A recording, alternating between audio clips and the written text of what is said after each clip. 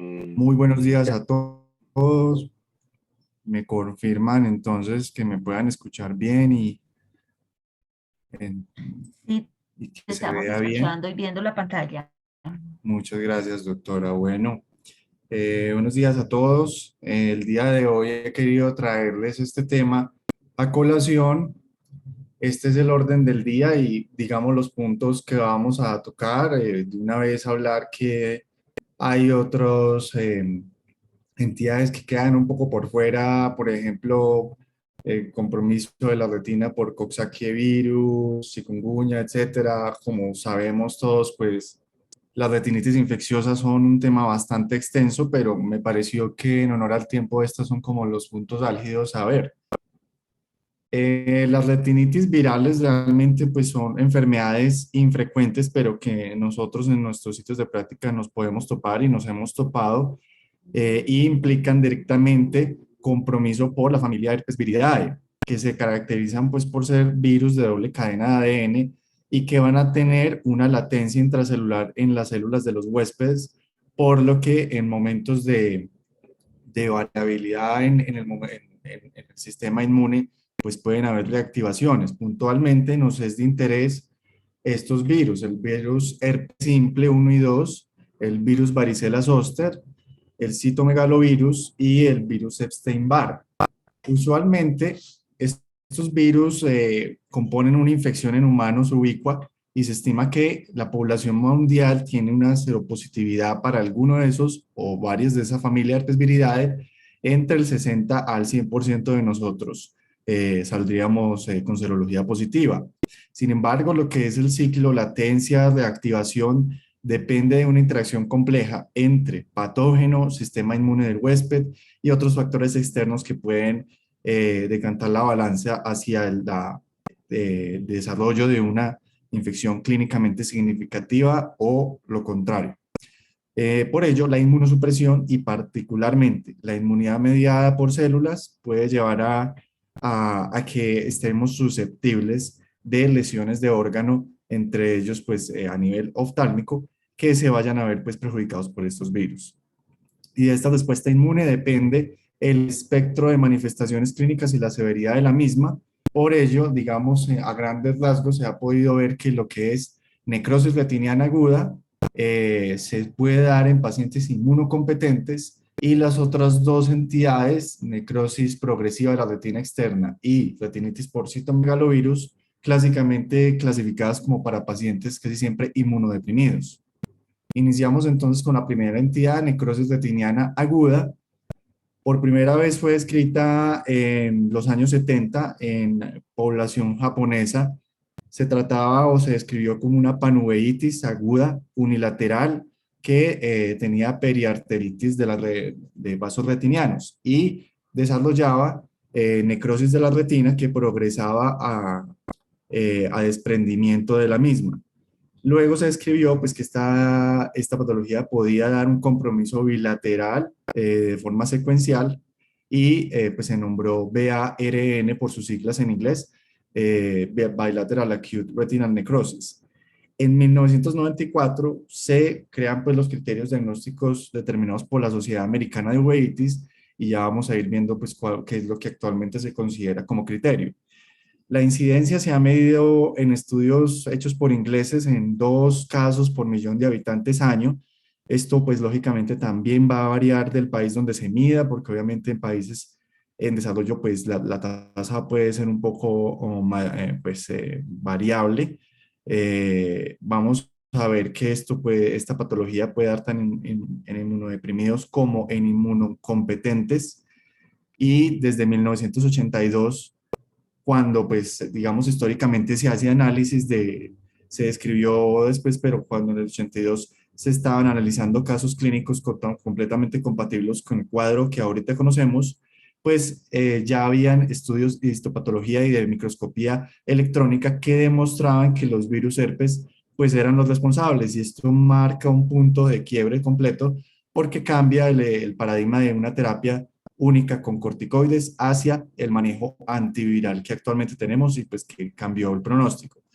Eh, Hoy día sabemos que el varicela zoster es el virus más frecuentemente implicado en la necrosis letiniana aguda, y en cuanto a la edad de presentación, hay dos picos que se ubican en la cuarta y en la sexta década de vida. Cuando la afectación es en pacientes jóvenes, es típico que sea virus herpes simple 2, y cuando es en paciente mayor, virus herpes simple 1 o el varicela zoster. Muy anecdóticamente se ha aislado Epstein-Barr, pero se cree que es simplemente como una coinfección, no como agente patógeno principal. Tradicionalmente se considera la necrosis bacteriana aguda como patología de inmunocompetentes, así es como clásicamente está descrita, pero recientemente, en las últimas 2 décadas, se ha estudiado un poco más fino esto y se ha visto que esos pacientes tienen algún grado de disfunción inmune, sobre todo mediada por células, o que estén bajo algún efecto de medicamentos que altere la inmunidad celular, o que se les diagnostique eventualmente alguna malignidad que los ponga en esa susceptibilidad.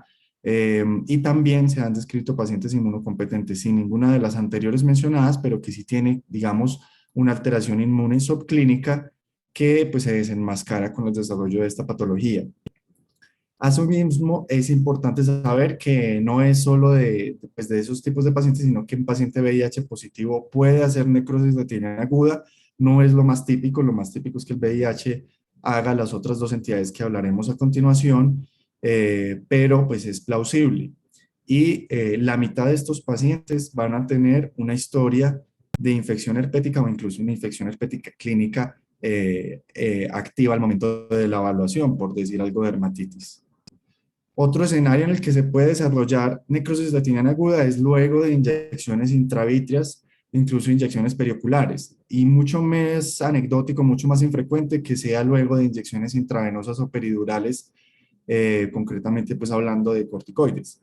El tiempo promedio que se ha medido entre la inyección intravítrea y el desarrollo de retinitis es de 4 meses, y cuando son pues inyecciones de agentes de acción inmediata como antiangiogénicos, y de hasta 10 meses cuando estamos hablando de implantes como el Osurdex.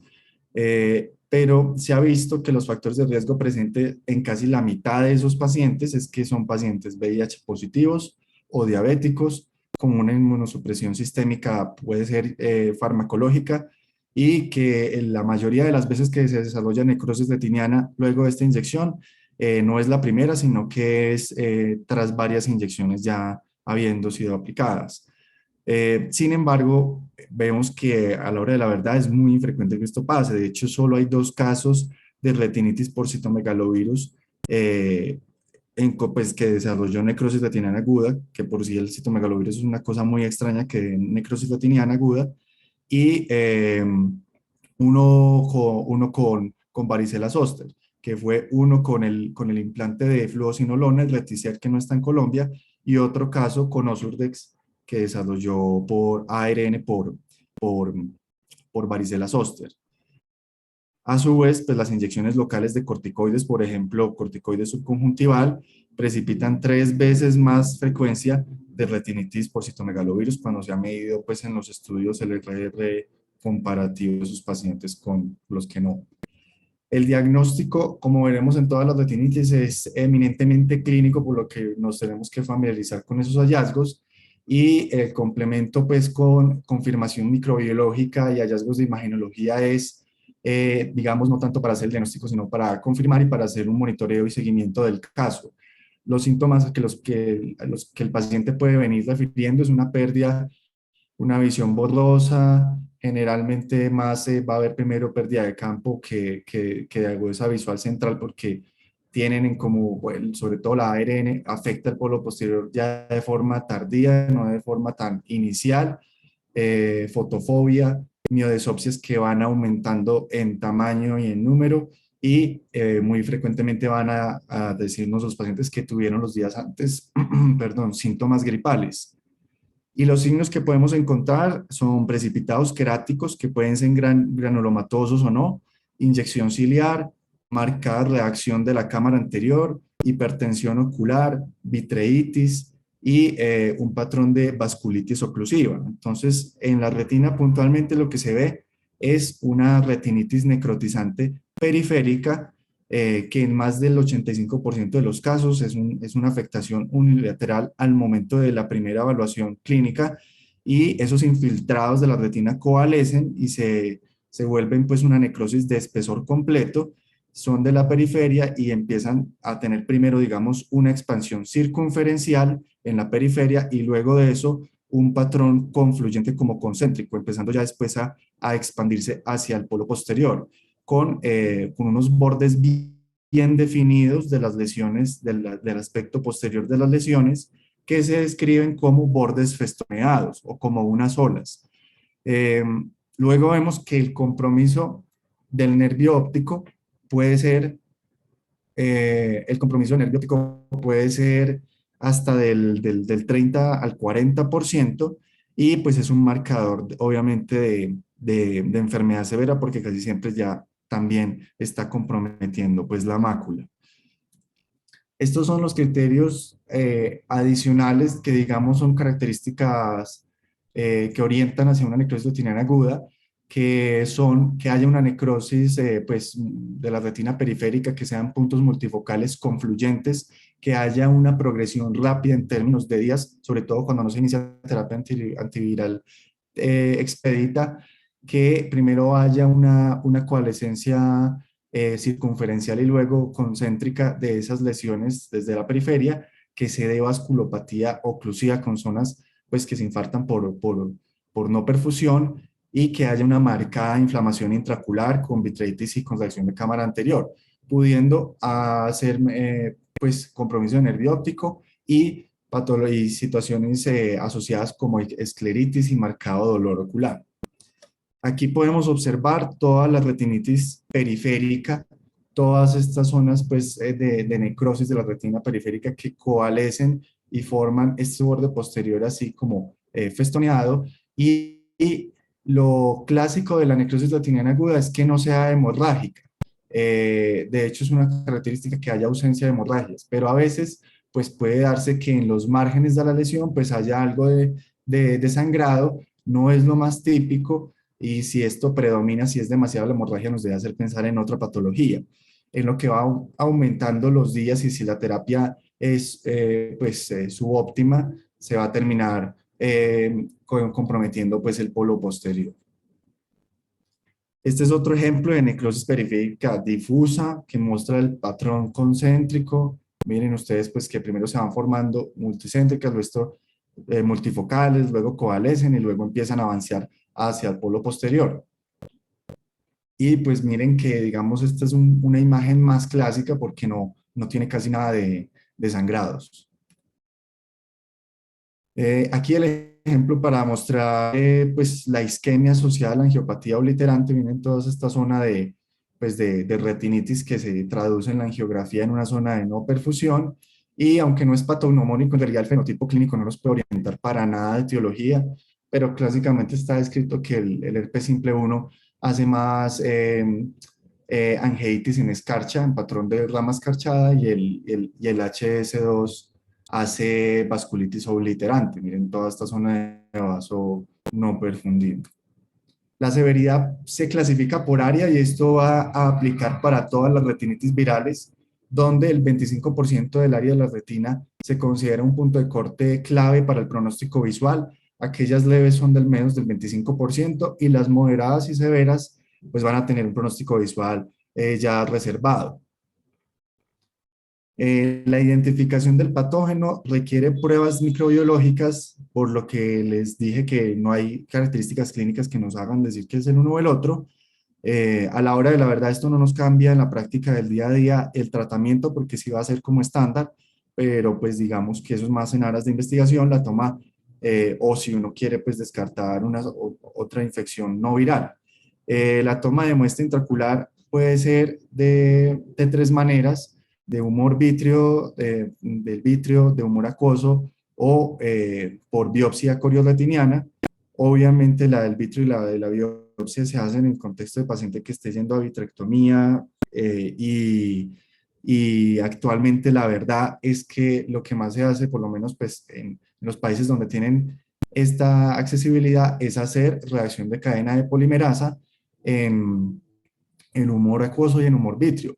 Es bien sabido que la carga viral en humor vítreo es muchas veces mayor que la carga viral en humor acuoso, eh, del orden de 10 a las 6, a las 6 elevaciones, pues mucho más en el humor vítreo. Sin embargo, a la hora de la verdad, los ensayos clínicos han demostrado que no hay, digamos, un mal desempeño del PCR cuando se toma la muestra de humor acuoso. Y esta publicación de la Academia desde 2016 deja en claro eso, que es, digamos, donde han conglomerado la mayor cantidad de pacientes y se define pues que no hay en realidad, por lo menos con la evidencia actual, no hay datos que nos digan que hay un beneficio extra en que tomemos la muestra de vitrio versus la de acoso. Es decir, que la de acoso tiene un muy buen desempeño para hacerle el PCR y aquí están pues como los estudios clasificados por evidencia a nivel 2 que son, pues es lo mejor que se tiene hasta el momento, donde comparan en algunos de ellos que tomaron acuoso y vitrio, y solo hay un estudio que fue nivel 3 que habló que el vitrio sí tenía pues más, digamos, más detección y menos falsos negativos que el del humor acuoso. Pero pues puntualmente, digamos, la mayoría apunta a que no hay un beneficio extra de tomar la muestra de vitrio, sino que con el acoso está bien y que estamos logrando, si se logra hacer la prueba de PCR en humor acuoso, con una paracentesis, la sensibilidad está entre el 80 y el 84% y una especificidad del 97 al 100%. Para esto, pues se han desarrollado distintos packs o formas de PCR, pues digamos, en cuanto al número de primers que se puedan utilizar. Está clásicamente, digamos, el tetraplex, que es tetraplex para uso, para análisis de fluido intraocular, y esto hace referencia a que se hace test con primers de virus herpes simple, virus varicela zoster, citomegalovirus y adicionalmente toxoplasma gondii.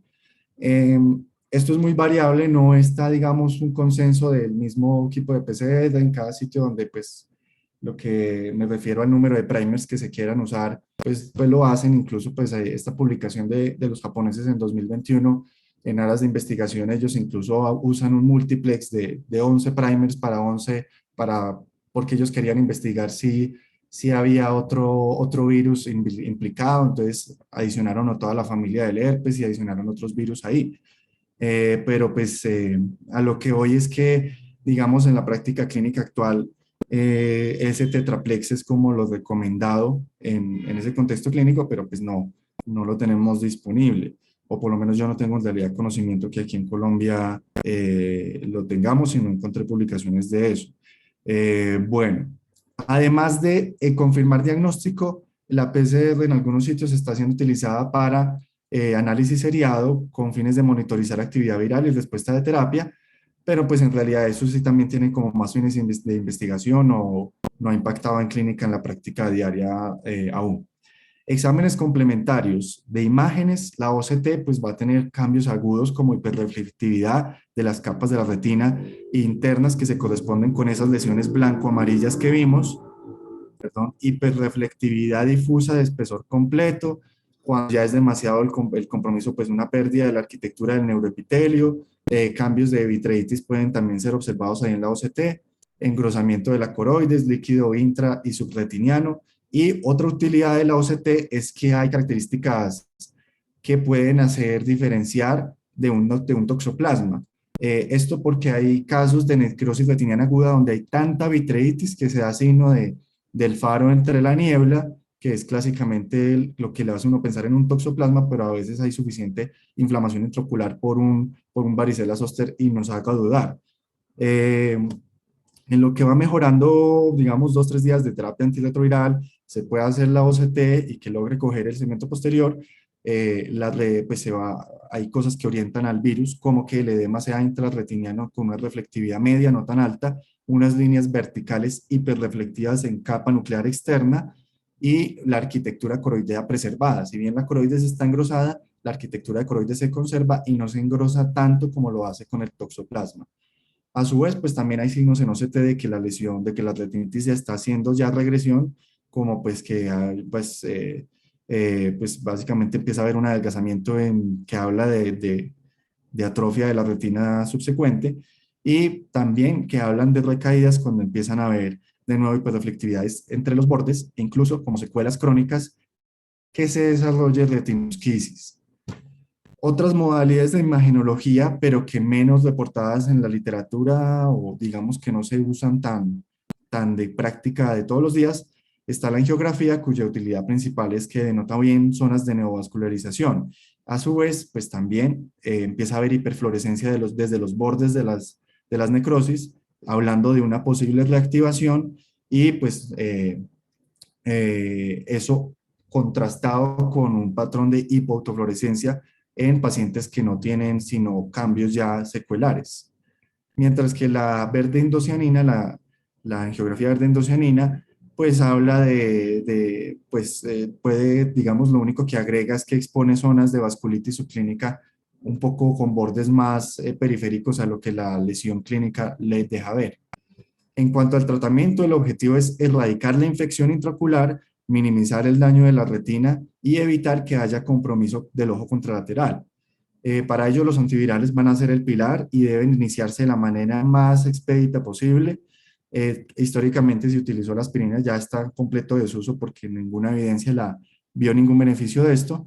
Y ha habido importantes trabajos respecto a si el láser, la fotocoagulación láser para profilaxis de desprendimientos de retina es beneficiosa o no. La verdad es que la evidencia actual es conflictiva. Hay unos trabajos que dicen que sí se beneficia y otros que no. Entonces, la verdad, no se tiene consenso en eso, pero lógicamente los pacientes que hacen desprendimiento de retina, pues la conducta va a ser vitrectomía posterior y dejar aceite de silicón, ya que tiene pues efecto antimicrobiano, entre esos efecto antiviral. En cuanto a la aciclovir, digamos al tratamiento antiviral, el aciclovir es el gol estándar y la idea es iniciarlo de forma sistémica, haciendo una inducción intravenosa con dosis de 5 a 10 miligramos kilo cada 8 horas y esto por 5 a 10 días. Se ha demostrado que esto baja la tasa, pues el daño tanto del ojo ya afectado como la tasa de afección de nuevo en el ojo contralateral, bajándola del 75% al 35% de los casos.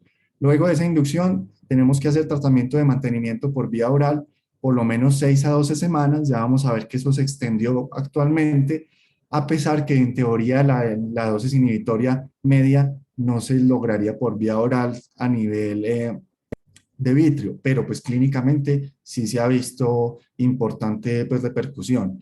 Y lo que se conoce como dosis supraumbral de aciclovir, reservada para pacientes que tengan una evolución tórpida de varios días en las que no se ve que mejora y se puede sospechar otra patología, como la vamos a ver a continuación. La sobrevenida de nuevos antivirales con mejor biodisponibilidad oral permite el cambio del paradigma, incluso se han hecho trabajos donde se cambia el intravenoso por valaciclovir para inducción vía oral, pero pues digamos que lo más prudente sigue siendo el aciclovir intravenoso y para el mantenimiento oral el valaciclovir es bueno porque tiene mayor biodisponibilidad y pues sí se ha beneficiado de esto la gente. Eh, el valaciclovir, el aciclovir y el famciclovir son medicamentos que tienen que ser ajustados en pacientes con enfermedad renal por la excreción que tiene por esa vía y los estudios actuales hacen solo comparación directa entre otros nuevos como con el famciclovir, pero no hacen comparación directa de eficacia con el aciclovir, sino que hacen comparaciones con casos históricos, por lo que no hay, digamos, estudios bien hechos cabeza a cabeza. Las inyecciones intravítreas. En necrosis latiniana aguda, el rol de la inyección intravítrea de antiviral es complementario. Puede hacerse, digamos, al momento de que se esté haciendo una muestra vítrea, pues, una muestra del vitrio en contexto de una vitrectomía, y se puede repetir la inyección intraviral a juicio clínico como lo decida pues, el médico tratante. Los antivirales que están aprobados son el Foscarnet y el Ganciclovir, y las indicaciones puntualmente es que hayan lesiones que amenacen la visión, que se trate de una enfermedad severa por área comprometida de la retina, que sea una enfermedad refractaria a la terapia de inducción, que haya imposibilidad de tratamiento sistémico por alguna otra situación del paciente y pues los estudios actuales dicen que los regímenes son muy difíciles de decir cuál es superior al otro porque como no son patologías tan frecuentes, no se han logrado hacer, digamos, estudios muy, pues la principal limitación es que no son homogéneos para hacer comparaciones. Bueno, y pues básicamente no han, de momento en necrosis retiniana aguda, no se ha mostrado una clara beneficio extra de esto, pero de todas formas, ante esas indicaciones se prefiere igual sí intentar esa alternativa. Resultados con terapia sistémica, definitivamente es claro que el antiviral intravenoso ha disminuido y mejorado el pronóstico visual. Visiones de 20-200 las ha bajado de un porcentaje de 76% de los pacientes a el 50% de pacientes cuando se les inicia de forma adecuada.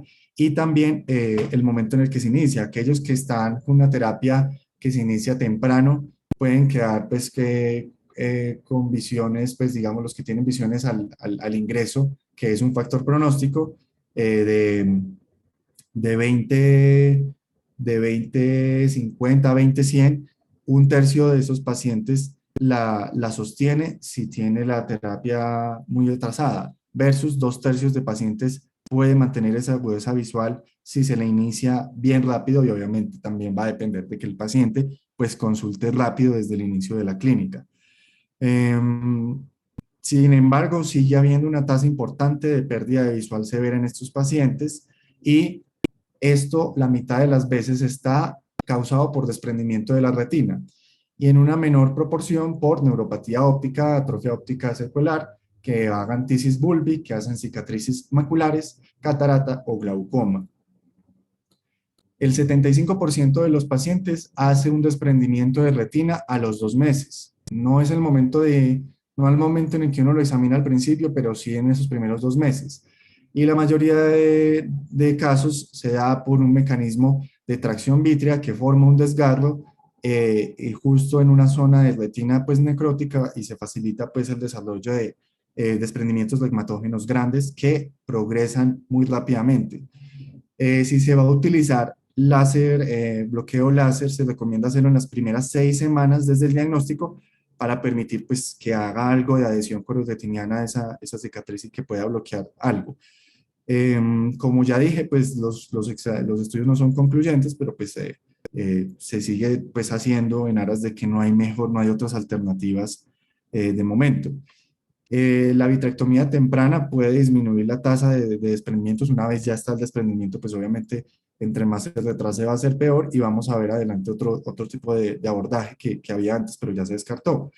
Los pacientes que tienen más riesgo de desprendimiento son los que tienen más del 25% de área, por eso se vería media y se ve media, pues gravedad severa y media tiene ese problema, el compromiso de la mácula o áreas de necrosis peripapilar.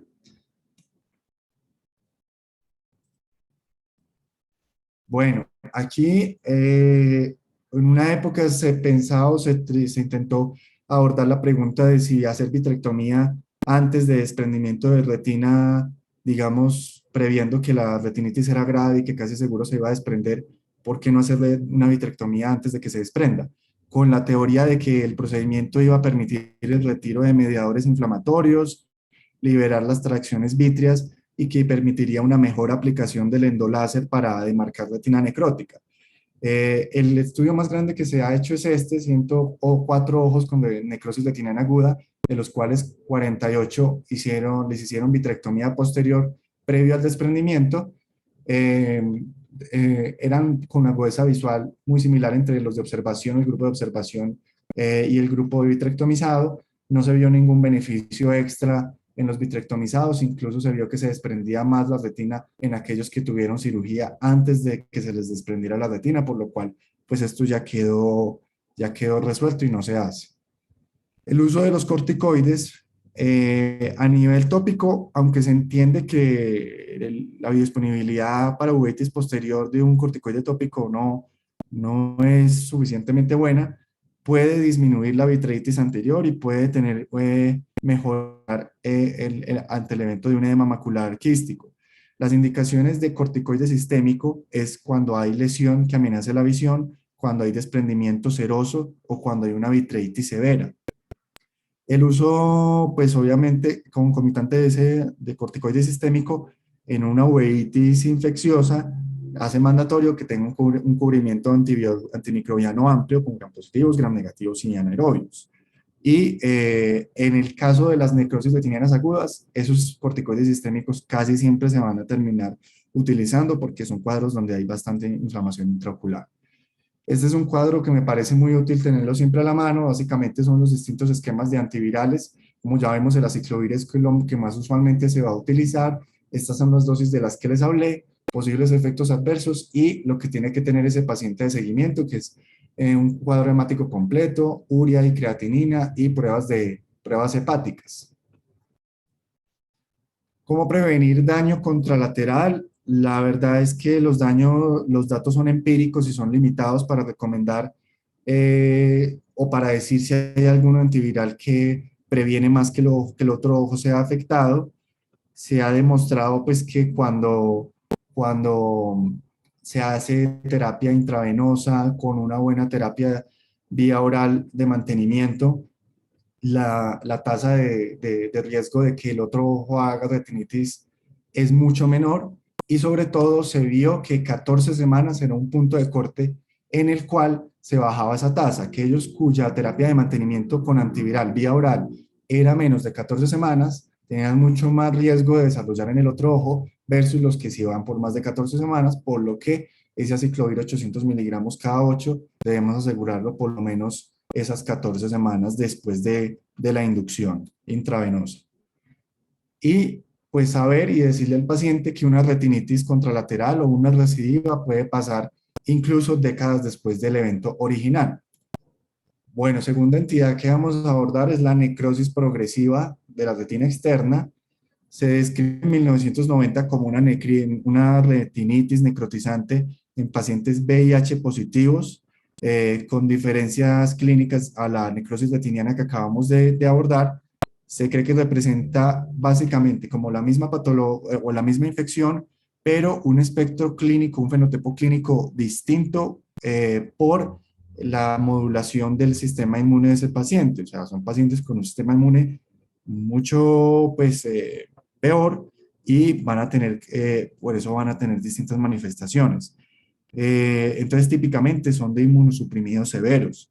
Cuando son pacientes SIDA, generalmente son con conteos de CD4 por debajo de 200 células y los estudios más recientes nos hablan que el promedio de CD4 de esos pacientes es de 21 células por mililitro.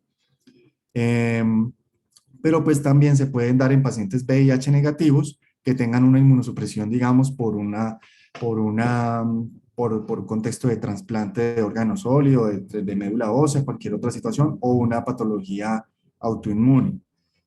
Solo se ha reportado un caso de necrosis externa progresiva en un paciente inmunocompetente.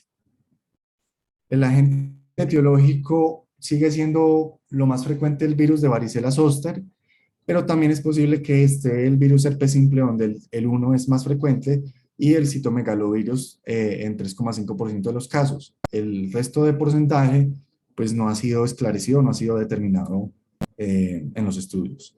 Los síntomas que refiere el paciente, disminución de visión indolora, sobre todo pérdida de campo visual en términos de varios días, 2/3 tienen antecedente de una dermatitis por zóster, y algunos pueden estar incluso en el momento de hacer la retinitis tomando aciclovir vía oral. Lo que de entrada nos hace decir cuando un paciente está haciendo retinitis y ya tiene un tratamiento por aciclovir y aún así pues no mejora o la desarrolla, nos tiene que hacer sospechar en esta patología, en una necrosis progresiva de la retina externa y que es un paciente inmunosuprimido. Otra parte del antecedente que puede tener ese paciente es que nos diga que cursó con vasculitis cerebral o que estuvo hospitalizado por una meningoencefalitis herpética. Las características que definen la necrosis externa progresiva es que la inflamación intraocular, al contrario de la patología anterior, es mínima acá. El compromiso inicial de la retina es externo y luego se va a volver de espesor completo. El curso es rápidamente progresivo, pero no responde, pues es un poco más, digamos, es también de términos de días, pero no es tan rápido como la necrosis retiniana aguda. Y característicamente vamos a ver que el paciente está con aciclovir intravenoso la primera semana y no mejora para nada. Engstrom es el autor que publica más casos con este diagnóstico en una cohorte y nos habla que los criterios diagnósticos orientadores es que hayan necrosis de la retina multifocales, pero que inicialmente son como muy aislados, que eventualmente pueden confluir, pero no confluyen en el patrón del anterior. Ya vamos a ver las imágenes que pueden no necesariamente iniciar en la periferia, son clásicos de periferia, pero pueden iniciar perfectamente en el polo posterior, que la progresión sea rápida o no haya respuesta al antiviral, que no haya reacción inflamatoria, ni vitritis, ni reacción de cámara anterior, y que haya un resplandor o lucencia perivenular. Entonces, solo un cuarto de estos pacientes pueden tener reacción de cámara anterior y la reacción es muy leve, es bien baja. Las lesiones de la retina progresan en cuestión de días, a lesiones que confluyen, que hacen el compromiso de espesor completo, pero clásicamente primero vemos que es la retina externa, hasta el 30% compromete la mácula y pues hay clásicamente ausencia de vasculitis, aunque algunas pues, hemorragias son posibles ahí. La lucencia perivascular o resplandor, que vemos que ahí es también porque pues, queda como detritus después de la necrosis, queda una parte como que refleja y una parte como más opaca alrededor de esos vasos, lo que da esa apariencia clínica de lodo agrietado que voy a mostrar más adelante. Y el 20% de estos pacientes puede hacer compromiso del nervio óptico, que se puede dar como edema del disco, como hiperemia o como una atrofia. El compromiso de los dos ojos es muy frecuente hasta el 70% de los casos y puede darse incluso desde de los primeros días del debut del cuadro. Luego va a haber un aclaramiento de la retina, dejando áreas atróficas, cicatriciales. Entonces aquí vemos pues, un paciente con lesiones multifocales que como vemos son de retina externa, donde vemos que esta vasculatura pues, de vasos superficiales intrarretinianos pues no está alterada, pero empieza ese compromiso y empieza, en este caso, estos pacientes en segmento posterior son como pues lesiones ovaladas muy aisladas al principio, pero que después pueden confluir y en este caso vemos pues ya cuando confluyen pues forman lesiones pues, completamente continuas de necrosis, todo esto es retina necrótica, y esta es, digamos, una retina con un montaje donde deja ver varias cosas. Primero, pues lesiones antiguas de una retinitis pasada donde hay atrofia corioretiniana, luego lesiones de la retinitis activa actual donde los bordes son menos definidos que en la ARN y no tienen ese patrón festoneado, y además de eso pues tiene el patrón, digamos, en lodo agrietado donde tiene alrededor de los vasos, pues pareciera así como ese aspecto sucio, ese aspecto de una membrana inflamatoria que queda residual en zonas isquémicas y pues compromiso macular también hay con formación de membranas y tracción. Esta, digamos, es una parte más inicial donde se están dando todos estos focos de necrosis de la retina. Vean que son múltiples, vean que no siguen un patrón festoneado, no siguen el patrón de primero circunferencial en periferia y después concéntrico, sino que puede ser, digamos, de forma más aleatoria las áreas de necrosis y que característicamente tienen todas esas zonas de hemorragia más marcada o más, sí, más marcada que en la ARN. Las imágenes pueden darnos que haya engrosamiento perifoveal, que haya hiperreflectividad de las capas tanto internas como externas cuando, pues dependiendo del momento en el que lo cogemos, del desarrollo clínico, puede haber edema macular quístico como en este caso del paciente y ya después de la terapia antiviral, pues los cambios de una retina adelgazada, atrófica, con algo de lesiones quísticas residuales. Y en la geografía, hiperfluorescencia temprana de las lesiones confluyentes que están, pues, que son las zonas de retinitis, lesiones periféricas pequeñas con bloqueo y en fases tempranas y con tinción tardía, un llenado coroideo retrasado, llenado coroideo en parches, y con el progreso de la enfermedad o la reactivación, hiperfluorescencia coroidea en los bordes.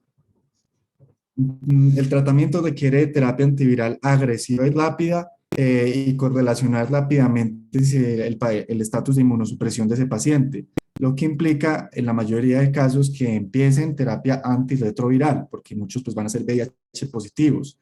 Se debe determinar eso de forma rápida para iniciar la terapia antirretroviral combinada, lo cual obviamente queda a cargo pues de infectología de medicina interna y esa severidad va a ir de la mano con la carga viral y con el conteo CD4.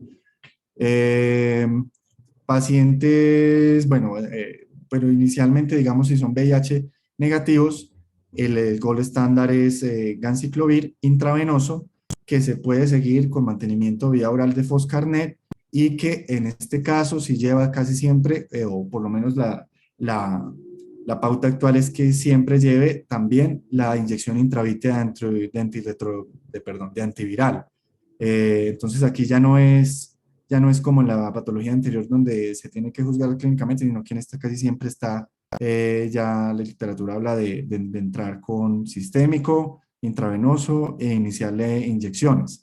Puntualmente, pues pueden ser las inyecciones de Foscarnet o Ganciclovir que mencioné.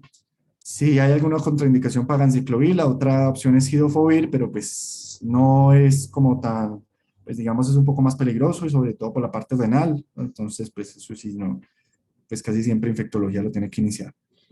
Scott nos habla, este autor nos habla que en promedio se necesitan 6 inyecciones o el control que logró de sus pacientes fue de 6 inyecciones intravítreas en 14 días, con lo que se detiene la progresión de la retinitis y luego pues eso se mantiene con la terapia intravenosa y luego con titulaciones bien, pues no bruscas del medicamento, porque hacen recidiva cuando hace uno un traspase rápido de dosis no equivalentes entre intravenoso, vía oral y al quitar la vía, el antiviral vía oral. Son momentos críticos donde pues se pueden reactivar.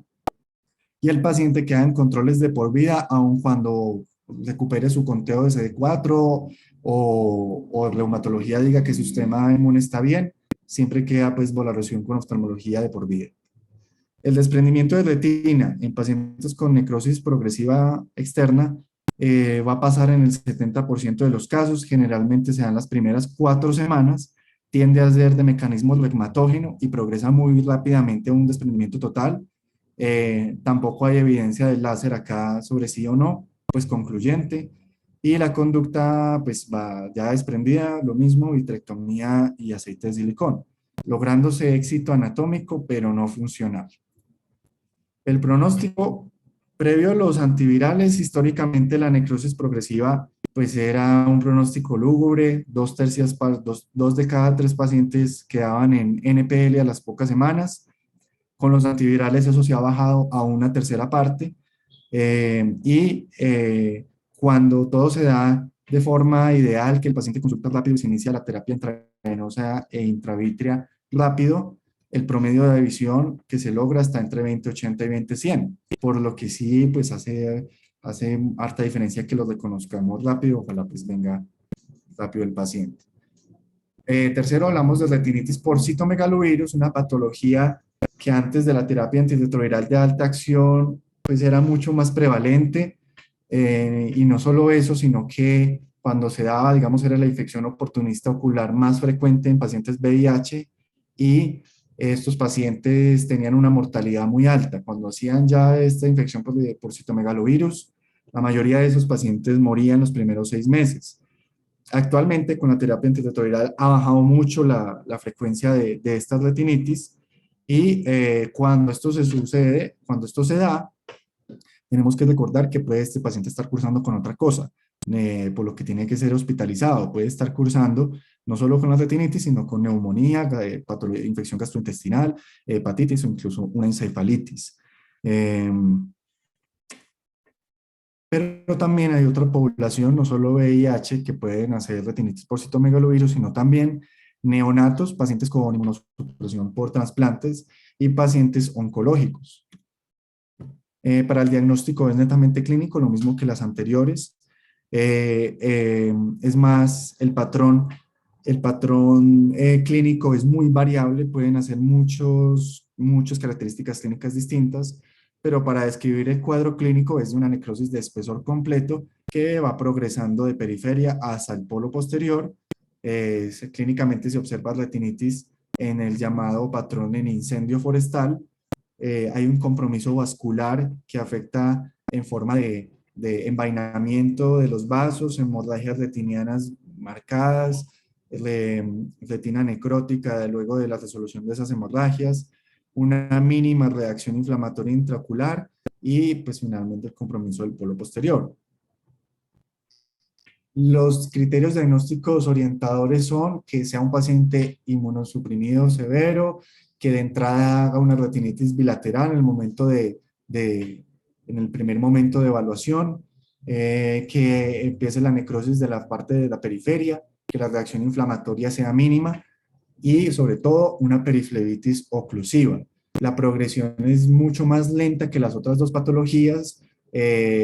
Incluso se describe aquí un avance de medio disco de diámetro por semana hacia el polo posterior y pues que obtengamos o idealmente PCR positiva para citomegalovirus. Entonces aquí vemos patrón de pues, las zonas de retinitis, en este caso ya afectando polo posterior, con marcada pues, hemorragia, pero digamos este montaje es mucho más, pues, más clásico del libro de la retinitis por citomegalovirus, donde hay retinitis hemorrágica sectorial al sitio de afección, sobre todo vemos más afectada la retina superior, una retinitis con afectación perivascular y con hemorragias muy marcadas y con patrón de angeitis en escarcha. La presencia de anticuerpos séricos contra citomegalovirus no es diagnóstico, pero la inmunoglobina, la IgG negativa, si nos sirve para excluir. Es muy improbable que el virus sea el causante o que sea esta patología cuando nos sale la IgG negativa. De todas formas, el ideal es hacer PCR de las muestras de humor acuoso o vitro. El tratamiento, minimizar el daño, evitar que se dé mucho compromiso en el mejor ojo y hacer una evaluación de mano pues, con todo un equipo multidisciplinario porque es paciente que generalmente sí tiene infecciones multisistémicas.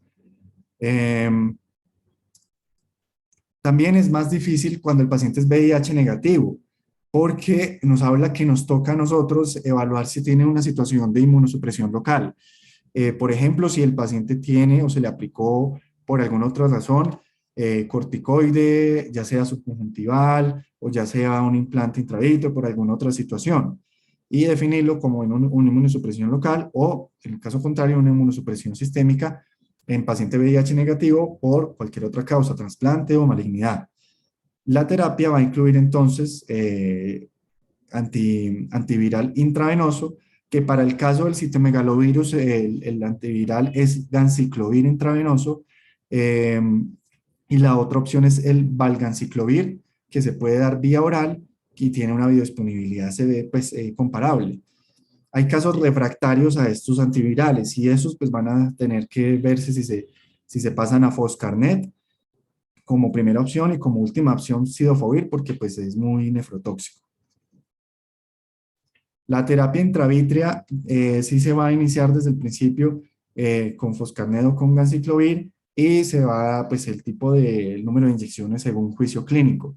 Se habla de un régimen típico donde se hace inducción con 2 inyecciones por semana hasta que se ve pues buena respuesta, luego se baja a una inyección intravítrea por semana, logrando ya después de eso pues digamos estabilidad, no avance y mejoría, digamos ya retroceso de la retinitis y históricamente el cidofovir se dejó de usar porque era muy tóxico, retinotóxico.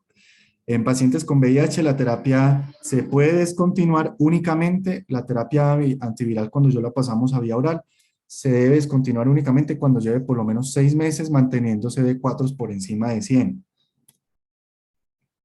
Los corticoides locales o sistémicos solo van a tener indicación cuando haya una inflamación intraocular importante que lo justifique. En la mayoría de estos pacientes eso no va a ser el caso, no van a ser mucha inflamación intraocular, pero sí tienen que estar en seguimiento muy cercano con oftalmología para ver si se desarrolla algo de inflamación intraocular, porque en lo que va mejorando su sistema inmune pueden hacer un síndrome de uveitis por reconstitución inmune y puede manifestarse como una uveitis anterior severa, como vitreitis y como edema macular significativo, en cuyo caso los corticoides locales o sistémicos sí van a tener pues, un rol importante. La retinitis por Epstein-Barr es corta, realmente la patogenicidad de este virus ha sido muy debatida, si realmente es un agente causal o no. La mayoría de veces se piensa que pues, se aisló como una coinfección, pero que no es el agente agresor. Se sabe de forma sistémica pues, que es el causante más frecuente de mononucleosis infecciosa, que puede manifestarse como enfermedad, digamos que como consecuencias del Epstein-Barr, luego que el paciente haga linfomas, linfoma de Burkitt o carcinoma nasofaringio, y que pues va a permanecer latente muchísimo, pues toda la vida en linfocitos B. Pero pues a nivel ocular ha sido aislado por los estudios de PCR y muchas veces accidentalmente, tanto en necrosis retiniana como en las otras retinitis que acabamos de mencionar. Y hay casos muy anecdóticos, pero pues hay que decirlo, donde se aisló de forma, pues en PCRs multiplex, donde solo se aisló Epstein-Barr, e incluso donde se les hizo biopsia y había Epstein-Barr pues creando intracelular, creando la retinitis. Entonces sí puede ser el agente agresor, pero esto es una cosa pues muy fortuita. Y el patrón del Epstein-Barr es una retinitis difusa de polo posterior y de periferia, que pues no tiene, digamos, algo más patognomónico y que como se cuela en la foto de la derecha vemos que dejan marcadas tejido cicatricial en la mácula y hiperplasia del EPF. Los fármacos biológicos han supuesto una revolución en el tratamiento de enfermedades inmunomediadas. Son moléculas grandes producidas por sistemas celulares y de ahí su nombre, pero pues nos hace caer a la pregunta si estos medicamentos hay que tomarlos en cuenta como factor de riesgo de esta retinitis. Los factores, los agentes biológicos pues son una categoría amplia, también en cuanto a sus dianas, que pueden ser linfocitos B, linfocitos T, factor de necrosis alfa, citoquinas, etcétera. Y son moléculas generalmente pues parenterales porque son muy grandes. Estos son los reportes de estudios que han relacionado retinitis con algún agente biológico. Como resumen, podemos ver que la literatura en total tiene retinitis en 40 de estos pacientes, que lo más frecuente fue con rituximab y con alemtuzumab, y que pues vale la pena mencionar ese rituximab porque se ve más frecuente, digamos, en la práctica clínica. Es un medicamento antilinfocito B por ser anti-CD20 específico que se usa en enfermedad linfoproliferativa o autoinmunes severas y pues va a predisponer a infecciones porque depleta al paciente de sus linfocitos B. Los reportes de todas formas de retinitis son pues muy bajos y casi siempre se trata de pacientes con retinitis por citomegalovirus y que no se puede adjudicar solo al rituximab porque son pacientes con una enfermedad bien compleja que están con rituximab y con otros medicamentos que inmunosuprimen, por lo que no se puede pues extraer conclusiones de eso. Las recomendaciones son limitadas de lo que se puede decir si vamos a hacer, si se debe hacer una profilaxis antiviral en candidatos biológicos, pues digamos esto más lo hacen pues el internista cuando está abordando a su paciente, pero pues nosotros como saber qué es lo que se debería hacer. Eh, la Red Nacional de Cáncer es la única que emite como una recomendación de hacer profilaxis 2 meses después de alemtuzumab, y ni siquiera han emitido recomendaciones versus otros agentes. Pero sí nos tiene que quedar pues claro que potencialmente cuando llega un paciente con este antecedente clínica pues ocular, de visión ocular, pues se pueden estar dando en realidad sí reacciones o infecciones oportunistas porque es muy importante el efecto en inmunidad celular que dan. Y esto es pues, la profilaxis que ellos hablan, pero pues esto casi no nos compete. Y para cerrar la charla, la retinitis por VIH, de acuerdo a la OMS, 40 millones de personas en el mundo pues, son VIH positivas que se hayan registrado, de las cuales tienen acceso a terapia antirretroviral de alta acción el 62%, por lo que hay un gran porcentaje que todavía no lo tiene y pues pueden tener manifestaciones eh, oftalmológicas propias de un paciente que no tiene antiviral, por lo que no podemos olvidar todavía ese cuadro. Cuando el paciente no tiene antiviral VIH positivo, la mitad de esos pacientes, el 50% de esa población, va a ser alguna manifestación ocular y la gran mayoría de veces es en segmento posterior, donde principalmente se involucra. Muchas patologías, como acabamos de ver, las tres que acabamos de valorar son frecuentes en paciente VIH, sobre todo cuando no está tratado, cuando el paciente se empieza a tratar de forma tardía. Y si bien la charla se enfoca en virus, es ineludible hablar de sífilis, porque en la era de los antirretrovirales es más frecuente que nos topemos con una sífilis ocular a que nos topemos con retinitis por citomegalovirus, de hecho. Y como sabemos, el treponema puede afectar todas las estructuras oculares, presentarse como conjuntivitis, epiescleritis, escleritis, queratitis estromal, uveitis anterior, unos tipos de compromiso posterior llamados coroiditis multifocal y coriodetinitis placoide posterior, vasculitis de la retina, desprendimientos serosos y retinitis necrotizante también. Pero no todos los hallazgos en un paciente en retina, de un paciente VIH, significan infección, por lo que vale la pena familiarizarse con el aspecto de la retina que hace el virus de la inmunodeficiencia por sí solo, por su toxicidad endotelial. Básicamente se trata de una microangiopatía y esta imagen nos habla, pues básicamente de cambios que son con una fisiopatología muy similar a la retinopatía diabética. En tanto hay una endotelitis, hay pérdida de pericitos, hay engrosamiento de membrana basal y pues se van a ver manchas algodonosas múltiples como vemos en las imágenes, así como lesiones vasculares posibles como hemorragias intraretinianas, microneurismas y telangiectasias. Si nos encontramos esta imagen es únicamente por la carga viral, puede ser, si nos habla de que tiene una carga viral alta, pero no es un paciente que todavía esté sobreinfectado y pues no tiene otra retinitis asociada, es netamente por el VIH, pero pues obviamente tiene que ser manejado de forma sistémica. Entonces, como conclusiones, pues las retinitis virales son infrecuentes, pero su diagnóstico y tratamiento temprano oportuno marcan el pronóstico de ese paciente. No todos los pacientes son inmunosuprimidos, pero pues es importantísimo clasificarlos adecuadamente y valorar si tienen concomitante una infección multisistémica.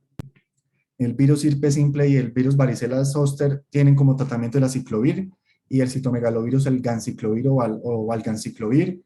La necrosis progresiva de la retina externa y la retinitis por citomegalovirus sí vienen actualmente en la literatura con recomendación de antiviral intravítreo asociado, casi siempre, a menos de que haya alguna otra situación clínica que lo precluya. La PCR, la reacción en cadena de polimerasa como único método confirmatorio fiable actual, porque la serología no nos confirma, no nos, pues, en el mejor de los casos nos excluye una IgG, pero pues no es el 100%, y lo ideal es que si algún día pues tengamos PCR, y que lo bueno es que se ha visto que tiene un buen desempeño en humor acuoso, por lo que podemos hacer la toma de esos, de la cámara, en la cámara anterior con 100 microlitros, que es lo que se necesita, y el VIH da cambios que implican infección oportunista y tenemos que tener en cuenta a los pacientes que tienen biológicos como posible predisponente, que todavía no se conoce ciencia cierta, pero posibles predisponentes a estas patologías. Muchas gracias.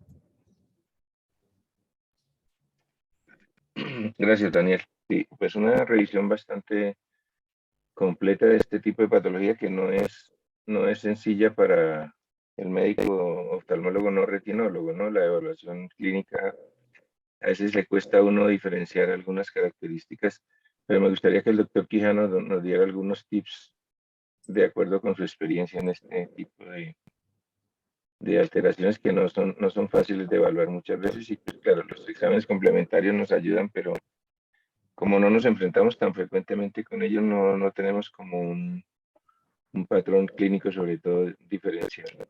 Doctor Quijano.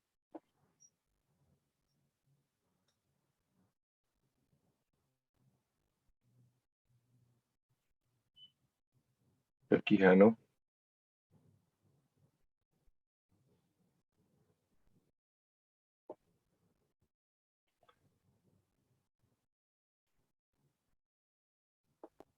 No De está. pronto, porque a veces en el quirófano de Él militares cree que como está mala la conectado, señal pero allá, no puede hablar, sí, me imagino. Bueno, y a sí, veces la señal allá. claro. Perdón, Ya está ahí. Sí, adelante, adelante, Bernardo.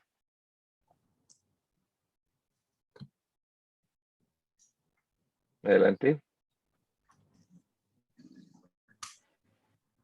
Ya no lo estoy oyendo.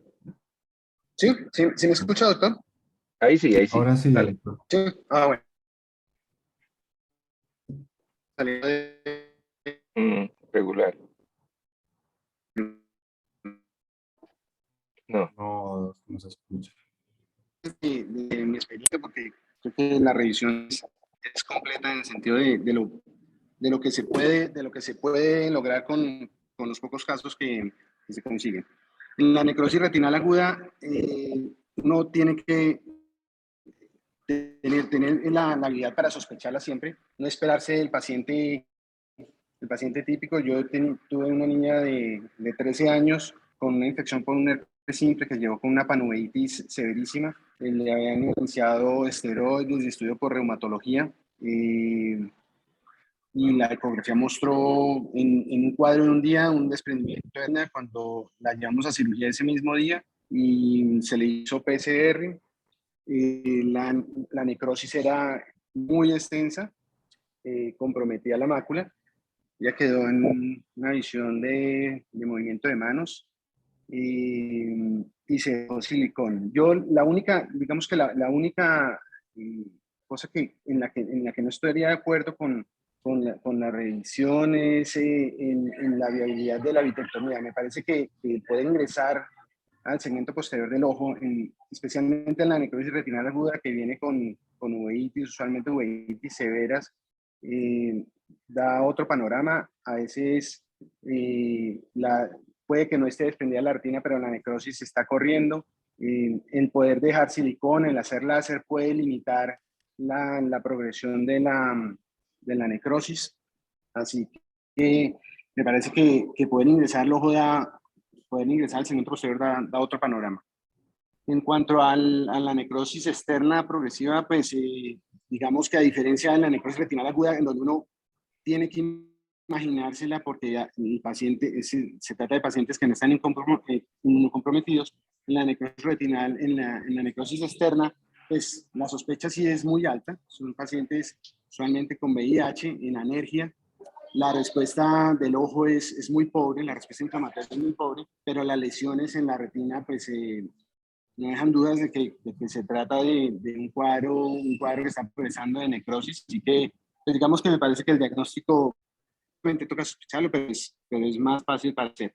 Con respecto al citomegalovirus, yo no conozco, no he visto nunca un paciente fuera de pacientes inmunocomprometidos o en terapias para cáncer o en tratamientos o pacientes VIH.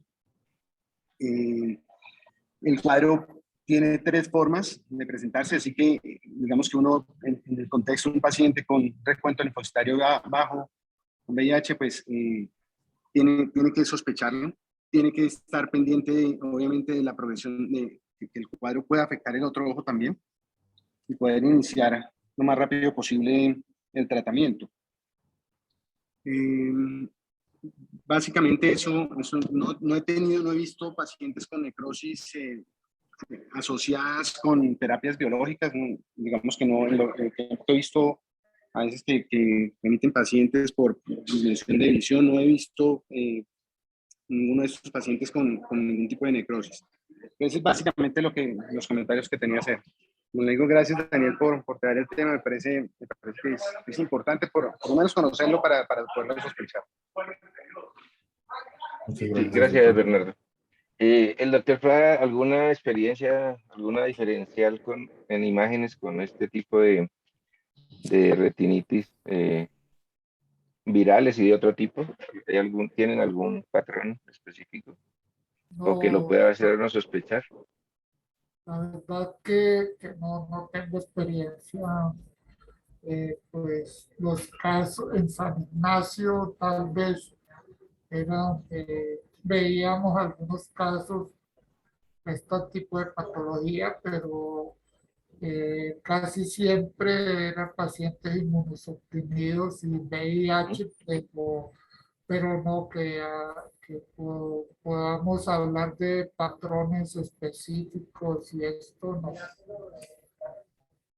Sí, es más como el panorama clínico, ¿no? Y, Sí, y sí, los exámenes que le ayudan a uno un poquito a diferenciar sí, la etiología.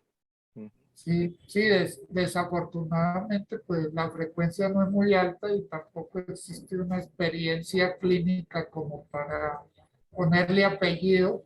Ujú. Y generalmente se queda uno en el problema de la vitreitis y de la retinitis, pero de ahí a que pueda uno ponerle un apellido y pueda confirmar, pues no es fácil y la falencia de todos estos exámenes específicos pues también es grande en nuestro medio, entonces es difícil. Sí,